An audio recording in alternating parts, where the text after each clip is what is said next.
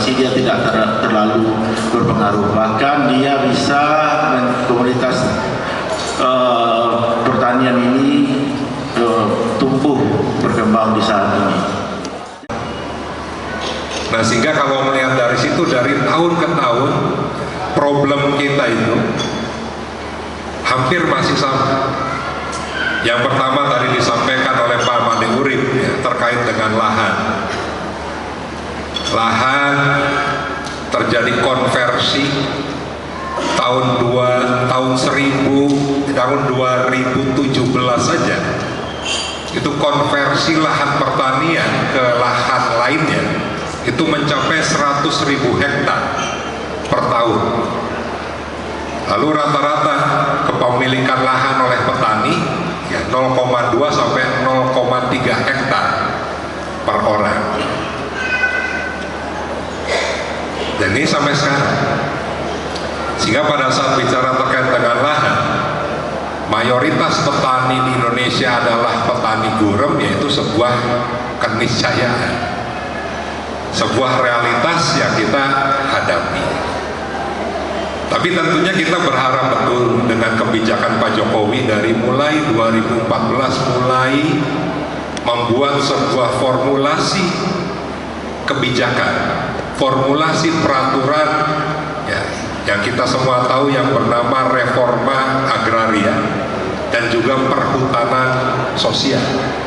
Jadi kalau di luar Jawa, lahan-lahan perkebunan yang dikuasai oleh korporasi yang tidak dimanfaatkan, maka itu diambil oleh negara dan dibagikan ke rakyat.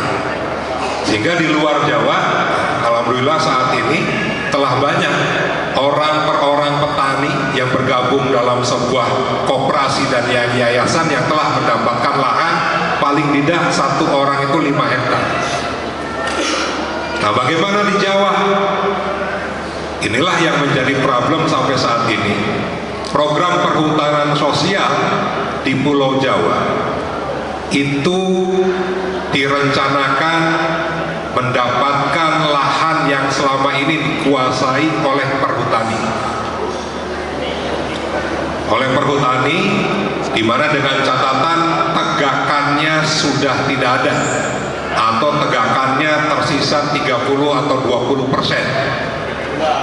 Apakah ini berjalan? Berjalan, tapi tidak sesuai dengan target. Karena apa? Terjadi tarik-menarik antara Kementerian Lingkungan Hidup Kehutanan dengan perhutani. Nah, sehingga misalnya di Indramayu, mana Indramayu? Ada nggak petani Indramayu? Di Indramayu ada 40.000 hektar lahan perhutani. Masyarakat di sekitar hutan mengajukan sekitar 5.000 hektar. Yang 5 tahun yang lalu di dapil saya Cirebon Indramayu sangat sulit sekali menyalurkan program bantuan Alsintan Combine Harvester, alat untuk panen padi, juga alat untuk menanam padi. Kenapa? Karena buruh taninya masih banyak.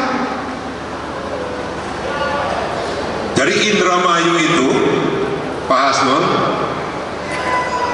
SDM buruh taninya yang terbesar. Jadi Cirebon pun import dari Indramayu. Ternyata semakin lama semakin berkurang buruh taninya karena sudah sepuh kan. Anak muda pun gak mau jadi buruh tani. Sehingga akhirnya apa? Mungkin 2 tahun yang lalu Cirebon mulai membutuhkan combine. Indramayu pun sudah mulai membutuhkan combine. Nah, sehingga yang terjadi bagaimana alih teknologi pertanian yang di Kabupaten Indramayu itu bukan semata-mata kesadaran petani untuk bisa memanfaatkan teknologi itu, tapi karena kekurangan SDM. Nah, sehingga ini pun yang harus menjadi PR kita. Bagaimana ya, mengelola pertanian itu sudah harus memanfaatkan teknologi yang ada. Di sini misalnya ada seorang profesor yang seringkali menemukan teknologi pertanian, Profesor Mahotang Simanjuntak.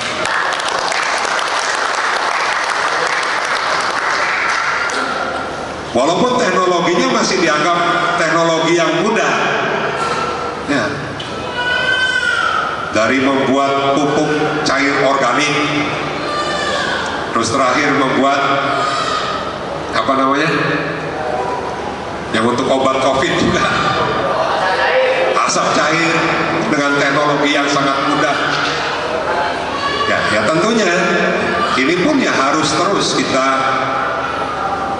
maksimalkan. Teknologi-teknologi itu harus terus disampaikan ke petani. Nah, sehingga kuncinya kalau Kementerian Pertanian ya terkait dengan penyuluh. Bagaimana penyuluh itu juga menjadi agen, bagaimana petani itu juga diberikan masukan-masukan untuk bisa pada akhirnya menggunakan teknologi itu dengan tujuan kos produksinya ditekan, hasilnya lebih melimpah. Nah, lalu tadi disampaikan juga masalah permodalan. Sudah ada perbaikan KUR setiap tahun meningkat, tapi perlu kita genjot lagi bagaimana dukungan perbankan itu terkait dengan KUR misalnya. Nah, sehingga menurut saya Pak Hasto, tadi di awal saya sampaikan, struktur APBN Kementerian Pertanian dari yang 31 triliun, 23, 27, sekarang 15, itu tidak bisa kita pastikan akan meningkatkan produksi dan meningkatkan kesejahteraannya. Tergantung bagaimana program-program itu ya nyampe benar-benar dan bermanfaat untuk petani Indonesia. Sehingga kuncinya menurut saya semua hal yang permasalahan tadi kuncinya adalah kembali ke para petani, kembali ke semua kita-kita sekalian sebagai stakeholder. Saya sebagai orang yang mempunyai kapasitas melakukan fungsi pengawasan, fungsi anggaran, fungsi legislasi, Pak Nanang juga sama, Pak Bambang Bujarto juga sama, dan petani-petani mempunyai sebuah fungsi bagaimana memastikan program-program pemerintah itu sampai dan benar-benar dirasakan oleh rakyat. Sehingga pemerintah jangan dibiarkan berjalan sendiri. Perlu ada sebuah SDM yang dibentuk oleh para petani melalui Gapoktan, melalui komunitas Mari Sejahterakan Petani untuk sama-sama mengawal program-program pemerintah itu sehingga berjalan dengan baik. Kira-kira siap nggak seperti itu? Siap? Harus siap. Karena pemerintah tidak akan berhasil menaikkan produksi, tidak impor, tanpa ada peran serta dari para petani. Jadi petani adalah garda terdepan pangan di Indonesia. Oke, tepuk tangan dong untuk Pak Wono Surono. Itu saja yang bisa saya sampaikan. Terima kasih. Wassalamualaikum warahmatullahi wabarakatuh. Waalaikumsalam warahmatullahi wabarakatuh. Oke, boleh tepuk tangan lagi untuk Pak Wono Surono, Bapak Ibu semua yang ada di sini. Oke, tadi disampaikan bahwa keberhasilan ya perkenalkan, nama saya Ibu Romla dari Gapoktan Sariwangi, Desa Karangwangi, Kecamatan Depok, Kabupaten Jawa Barat. Ibu Romla dari Depok, Kabupaten Cirebon. Ya. Oke, silakan Ibu, apa yang ingin disampaikan, ditanyakan. Saya megang Gapoktan itu udah 1 tahun berjalan dan saya jadi ketuanya. Terus gini, kita melihat sekarang kan zaman teknologi informasi komunikasi untuk para pemuda sekarang itu kan sudah jarang kita terjun ke lahannya, terutama pertanian. Untuk sekarang yang diatasi, saya kendala yang dari Gapoktan itu biasanya panen padi itu tidak sesuai dengan hasil panennya karena katanya biayanya mahal, terutama masih alami, yaitu cara ini para petani itu dia pakainya tuh masih harus nyewa dengan alat sederhana, ya, tradisional. kalau bisa setiap Gapoktan itu mungkin seluruh Indonesia ya, dari Sabang sampai Merauke itu ada bantuan, satu Gapoktan itu ada untuk panen padi, biar anggota Gapoktan itu tidak perlu menyewa dari seseorang. Kalau bisa dari fasilitas yang punya Gapoktan tersebut. agar bisa meringankan petani-petani tersebut. Terus pertanyaan saya, setiap petani itu ini selalu kadang-kadang tidak sesuai dengan panennya, itu selalu ganti-ganti itu harganya. Jika bisa setiap ganti pemerintahan itu jangan ini ada ganti terus, menetapkan undang-undang seperti Menteri Pertanian itu harus terjun ke desa, Pak. Oke, yang luar biasa. Sekarang ini jangan teori-teori, survei, harusnya langsung ke masyarakatnya. Terus jika bisa tuh mungkin 3 bulan sekali atau dalam 1 tahun tuh berapa gitu. Terus untuk kepala desanya sekarang kan adanya kadus itu kan ada 4, dia hanya mengurusi tentang EKTP, kartu keluarga.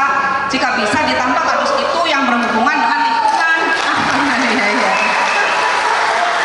Karena gini Pak, orang yang mempunyai lahan itu mungkin orang kaya, tetapi dia mungkin bekerja sudah memiliki gaji, sedangkan lahan itu dia tuh tidak terurus.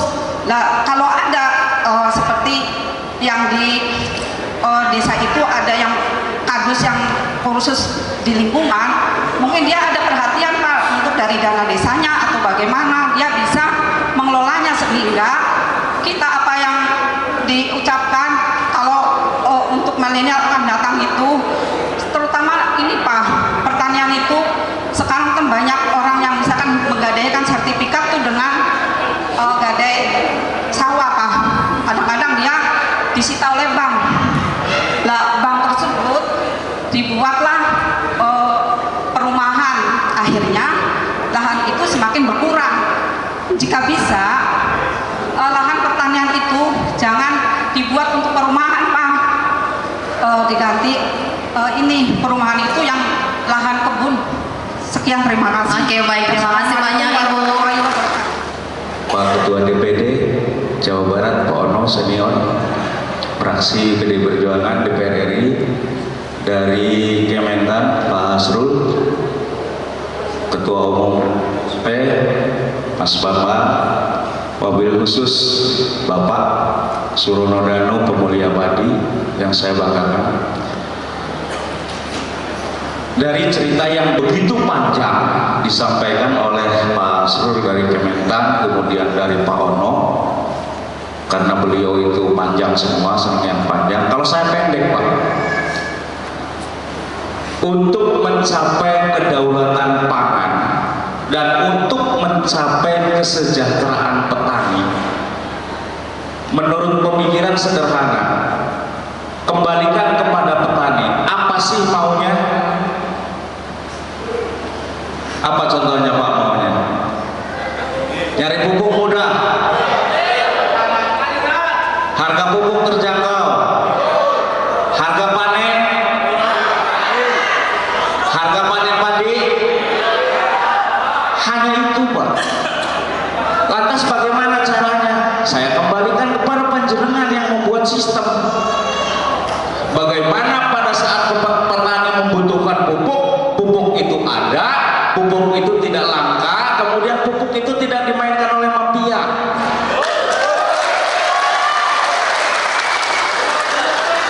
Setelah itu bagaimana lagi?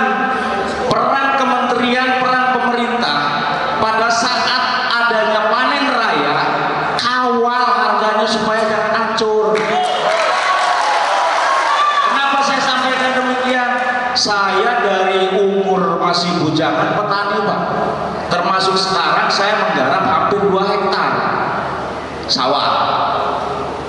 Kemarin pada saat panen padi, kemudian muncul harganya 400.000, dan itu tidak seimbang bagi petani antara biaya operasional dengan hasil produk. Kemudian apa dampaknya? Bukan cerita anak muda tidak mau kotor-kotor Pak. Anak muda yang kerja proyek, yang kerja galian, upah borong, itu juga lebih kotor. Tetapi kenapa yang milenial tidak mau bertani? Karena tidak menguntungkan. Itu cerita intinya. Sehingga kalau Bapak yang pemangku kebijakan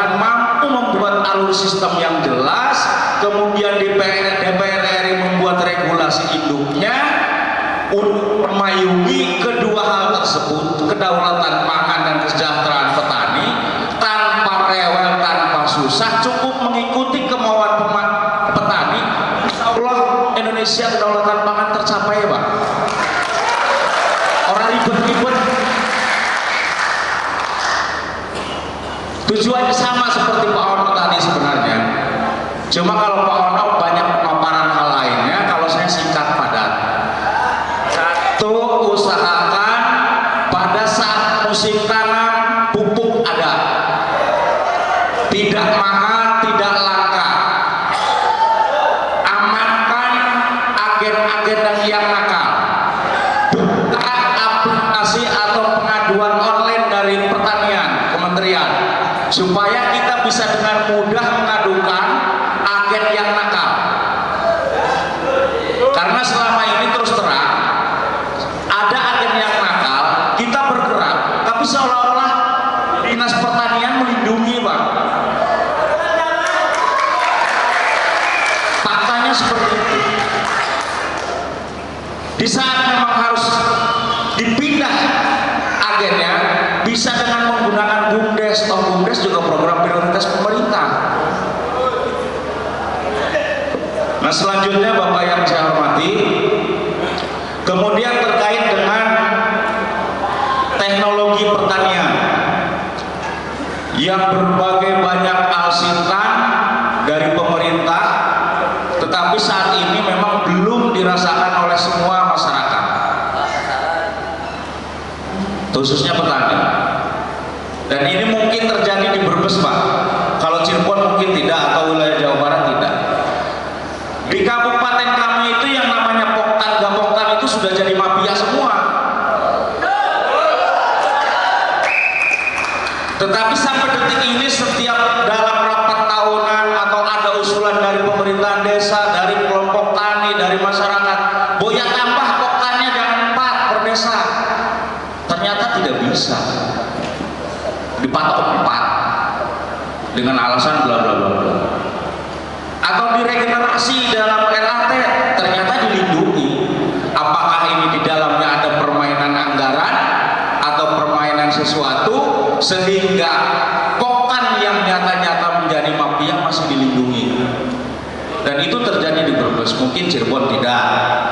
Makanya kami berusaha saat ini terus terang di Brebes, kita coba dengan alsintan pompa air yang masuk kepada orang per orang, langsung kepada petani, Pak.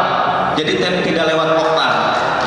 Mudah-mudahan nanti di 2023 insya Allah berhasil. Nah, kemudian selanjutnya Bapak Ibu yang saya hormati, terkait MSP-nya sendiri, Pak Ketua Umum, mohon izin, teman-teman alhamdulillah sampai detik ini yang saya tahu bersemangat tetap eksis, tetap konsisten mengembangkan dan menjalankan yang namanya komunitas MSP Indonesia.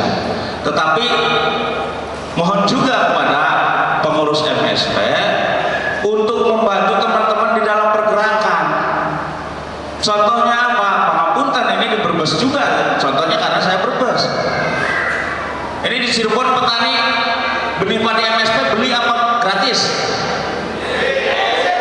Beli. Masih mending Brebes berarti dipinjemin. Saya sampai hari ini punya stok bibit benih MSP 13B itu sebanyak 5 ton, Pak. Dan itu kita gulirkan, kita pinjamkan. Nanti petani panen kembalikan. Tetapi tidak mungkin berharap terus, Pak. Karena apa? Ada petani yang tidak bayar, ada petani yang panen gagal. Bisakah pengurus MSP intervensi kepada pemerintah daerah yang dipimpin oleh orang itu untuk mencari profit guna menjalankan organisasi komunitas MSP? Contohnya apa? Hai Bupati, lu sini lu, tuh bantu kawan-kawan komunitas kita, kebutuhan beras rumah sakit umum daerahmu isi dari situ. Kita punya suplai tetap, konsumen tetap, sehingga komunitas MSP bisa berjalan. Dan itu saya mohon dibantu, Pak, pemasarannya. Karena terus terang di kami di Brebes, terutama yang berdekatan dengan Cirebon, kalau saya katakan stok padi MSP berlimpah, itu berlimpah. Cuma kita pengen lebih dari itu, bagaimana pemasaran padinya, bagaimana pemasaran berasnya, bagaimana teman-teman untuk menggerakkan MSP perlu yang namanya peluru. Salah satunya lewat komunitas yang dilegalkan atau koperasi, membangun sebuah lembaga koperasi. Tetapi kita butuh bantuan, intervensi dari elit untuk memudahkan pasar. Contoh kecilnya seperti itu, Pak. Nah, kemudian bisakah sekiranya dari DPR RI atau dari DPR provinsi, kabupaten menggunakan APBD, APBN mensiasati anggaran itu untuk pengadaan benih? Saya pernah mengalokasikan anggaran untuk belanja benih karena saya mencantumkan nomor 13 MSP 13, ternyata di sana Pak ini belum di Dinas Pertanian, di Pertanian belum di sertifikasi. Hanya alasan itu anggaran terbuang, padahal peminat benih padi MSP luar biasa karena hasil produksinya lebih besar, rendemennya tinggi. Saya kira itu saja yang bisa sampaikan. Kesimpulannya dari dua hal yang saya sampaikan, tolong kepada Kementerian Pertanian permudah pupuk, jangan bikin sulit, jangan bikin langka, agen nakal disikat. Kemudian saya lupa lagi, yang tadinya 5 dari disubsidi sekarang tinggal 2, Pak. Sementara kebutuhan pokok pupuk kimia itu di luar NPK dan urea ada ZA. Kalau bisa ZA juga dimasukkan di dalam program subsidi, Pak. Nah, yang terakhir, tolong yang MSP itu supaya kita bisa berkembang dan bicara secara nasional, bukan hanya lingkup daerah. Saya kira itu saja yang bisa saya sampaikan. Terima kasih. Mohon maaf sebelumnya. Wabillahi taufiq wal hidayah. Wassalamualaikum warahmatullahi wabarakatuh. Menghasilkan terutama padi mungkin lebih tinggi, waktu panen harganya jatuh dan juga tidak menggunakan alat. Ya memang Bu, kita itu semuanya terjadi dimanapun. Pada saat panen raya pasti harga anjlok, tapi kita mensiasatinya ya kalau dapat bisa ditahan sedikit, jangan langsung dijual, dijemur dulu. Mungkin itu salah satu upayanya. Dan ada lagi pertanyaan, kalau ini menurut saya ini apa yang ada kardus lingkungan ini mungkin diatur lagi melalui perdanya atau Mendagri atau di daerah, apa perlu dibentuk kardus lingkungan. Ini gunanya, tujuannya supaya dapat terdata termasuk lahan-lahan pertanian yang bisa dimanfaatkan. Yang selanjutnya lahan yang ini yang kejadian di masyarakat di desa juga ya, mungkin akses ke bank waktu itu dengan jaminan sertifikat tanah, pas waktu pembayaran cicilannya menunggak, akhirnya disita oleh bank. Dan juga ya itu sebenarnya itu permasalahan yang terjadi di lapangan, itu lahan-lahan pertanian yang diagunkan ke bank sehingga diperuntukkan dan disita oleh bank dan akhirnya dijadikan untuk perumahan. Sekarang ini ya pemerintah lagi menyusun undang-undang perlindungan lahan pertanian tanaman pangan berkelanjutan. Nah, mudah-mudahan dengan adanya undang-undang ini bisa terlindungi lahan-lahan pertanian, terutama lahan-lahan sawah yang diusahakan oleh masyarakat, dan itu sebagai basis atau sebagai fondasi untuk menghasilkan atau berproduksi tanaman pangan khususnya padi. Baik Bapak Ibu, yang kedua dari MSP Brebes, ini kedaulatan pangan. Ya, ini sebenarnya ide ya Pak, kembalilah kepada petani. Jadi kita dituntut, sebenarnya bagus Pak kalau kemampuan kita atau sumber modal kita atau seperti Turki tadi, ya negaranya lebih kaya dari kita, bisa keinginan semua masyarakat pertaniannya bisa terpenuhi. Kata Bapak, ini betulnya kembalilah ke petani. Apa yang dibutuhkan petani, apa yang diinginkan petani, pemerintah bisa memenuhinya, terutama harga, alsintan, pupuk, semuanya terpenuhi. Ya, kalau seandainya mudah-mudahan negara kita sehat dan APBN kita naik terus. Kata Bapak Ono, APBN Kementerian Pertanian ini saat ini tahun 2022 ini dari 32 triliun Pak, sekarang tinggal 15 triliun. Tentu ya bantuan-bantuan kita dari tahun sebelumnya sangat relatif berkurang. Tahun 2021 kemarin itu jagung kita itu ada sekitar hampir 2 juta hektar yang kita tanam. Sekarang hanya 300.000 hektar. Dan juga begitu padi Pak, alsin juga masih banyak juga dikurangi karena kondisi keuangan negara kita harus memahami. Karena sebab itulah, karena difasilitasi ada pembiayaan melalui KUR, kita dorong melalui KUR. Alhamdulillah KUR sangat tinggi sekali penyerapannya. Mudah-mudahan dengan adanya fasilitas-fasilitas yang disediakan untuk pembiayaan, baik itu swasta, bank atau KUR, mudah-mudahan petani bisa akses ke sana. Kita mengerti Pak, sebenarnya keadaan kalau Kementerian Pertanian itu sebenarnya ingin sekali berupaya untuk mensejahterakan petani, karena itulah motonya sebenarnya, untuk meningkatkan pendapatan dan mensejahterakan petani. Baik Bapak Ibu, hanya itu yang bisa kami sampaikan. Oke, baik. Tadi dari Pak Fajri, Pak Hasan Fajri ya. Kalau dari Pak Ono, apa yang ingin dikomentari Bapak kepada para petani kita dari Cirebon dan juga dari Brebes ini Pak? Sebenarnya udah tahu jawabannya kalau yang dari Brebes. Baik. Untungnya wakil bupatinya udah kabur duluan. Jadi pertanyaan yang terakhir ya saya setuju. Bagaimana mendorong kepala daerah untuk bisa membantu dari hulu hilir. Dan kalau tidak salah pernah ada surat instruksi dari DPP partai untuk kader 3 pilar partai mulai menanam dan mendistribusi terkait dengan mari sejahterakan petani. Tapi itu dulu lah, tahun berapa Pak? 2008-an ya? 2007.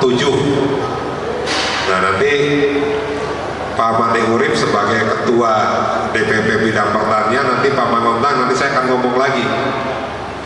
Terakhir kita punya instruksi terkait dengan menanam sumber karbohidrat non beras kalau tidak salah.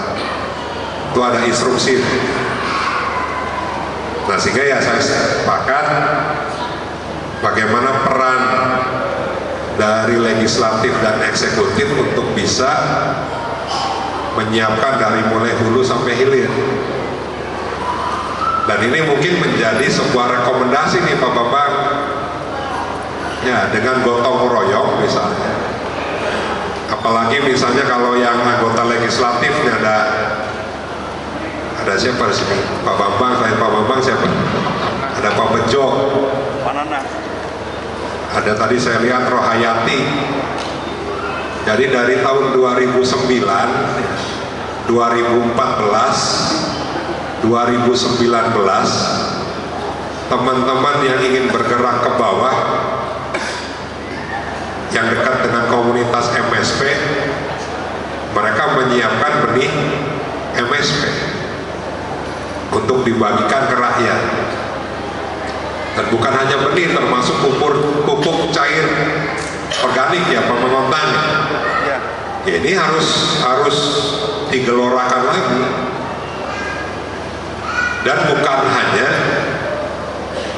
bukan hanya saat menjelang kepentingan elektoral 2024. Setelah terpilih pun ya paling tidak 3 pilar partai, karena saya yakin kalau bicara PD Perjuangan masih partainya Wong Cilik, kita sesekali juga turun ke rakyat membagikan beras, sehingga pada saat komunitas MSP punya satu divisi misalnya di setiap kabupaten,